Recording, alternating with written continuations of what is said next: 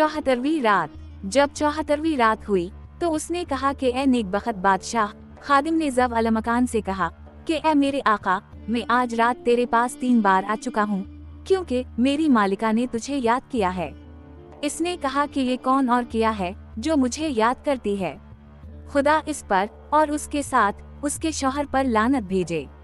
ये कहकर उसने खादिम को बुरा भला कहना शुरू किया, लेकिन खादिम को ये मुजाल ना हुई कि उसे जवाब दे, क्योंकि इसकी मालिका ने इससे कह दिया था कि उसे तकलीफ ना पहुंचायो और उसे जबरदस्ती ना लाए, और अगर वो तेरे साथ ना आए तो उसे 100 दीनार दीजियो। इसलिए खादिम इससे मलामत से बातें करने लगा और इससे कहा कि ए मेरे आका, ये ले और मेरे साथ चल। हमने ना तो तेरा कुछ बगाड़ा है और ना कोई जुर्म किया है। मेरा मतलब महज इतना है कि तो हमारी मालिका के यहाँ कदम रंजा फरमाए, ताकि वो तुझसे कुछ पूछे और फिर तो बखैर वो खूबी वापस आ जाए। हम तुझे एक बड़ी खुशखबरी सुनाना चाहते हैं। जब उसने खादिम से ये सुना तो उठ खड़ा हवा और लोगों पर कौदता फांदता चल दिया। भट्टी वाला इसके पीछे पीछे हो लिया और उसको बराबर देखा जाता और अपने दिल में कहता जाता था कि हाय इसकी जवानी, कल वो उसे फांसी पर चढ़ा देंगे।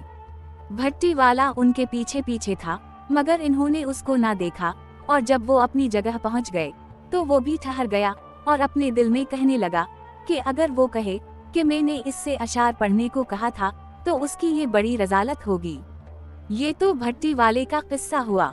अब ज़व अलमकान का हाल सुनिए। वो खादिम के साथ चलते चलते महल तक पहुंचा और खादिम ने नुज़हत उस जमा के पास जाकर खबर की और कहा कि ए मेरे आका, जिसको तो चाहती थी उसे मैं ले आया हूँ, और वो बड़ा हसीन जवान है और नाज परवरदगी के आसार इससे नमूदार हैं। जब नुज़हत उस जमा ने ये सुना तो उसका दिल धड़कने लगा और उसने कहा कि इससे कह के अशार पढ़े ताकि मैं करीब से भी सुनूं। इसके बाद इसका नाम और वतन पूछियो। ये सुनकर खादिम आया और कहने लगा कि अगर और शेर याद हूँ तो पढ़, मेरी मालिका तेरे करीब खड़ी सुन रही है। इसके बाद मैं तेरा नाम और वतन और हाल दरियाफ्त करूँगा।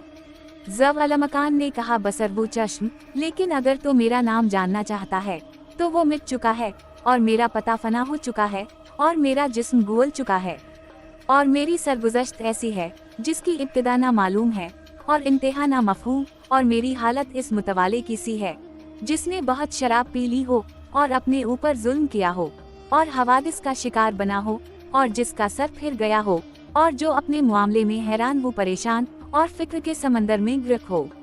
जब नुज़हत उस ज़मा ने ये बातें सुने तो वो रो पड़ी और खूब रोई और आही भरने लगी और खादिम से कहा कि इससे पूछ कि क्या तो किसी अजीज दोस्त से जुदा हो गया है, मसलन बाप या माँ से।